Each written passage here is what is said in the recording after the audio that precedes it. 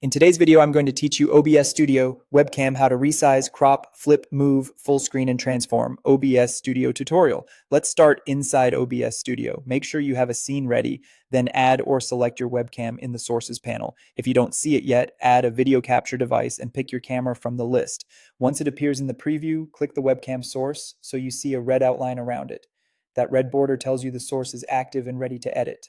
To move and position your webcam, simply click inside the red outline and drag it around the canvas.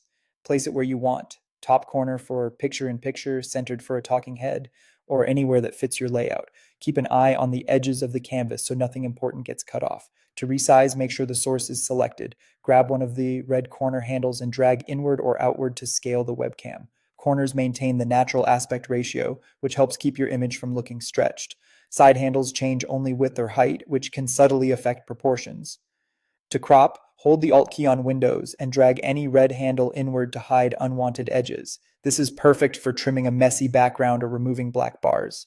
You're not permanently cutting the video, just masking it in the scene, so you can always adjust the crop again later. If your camera looks mirrored the wrong way, right-click the source, hover over Transform, and choose Flip Horizontal. That instantly mirrors your shot, so text on shirts or backgrounds reads correctly, or so your movement matches what viewers expect on screen.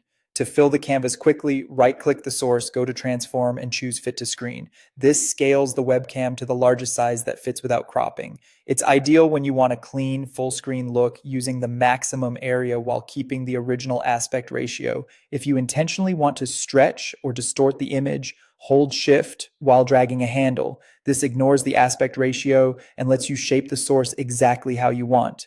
Use this sparingly because heavy distortion can make faces and objects look unnatural. For precise, repeatable adjustments, right-click the source, choose Transform, then Edit Transform.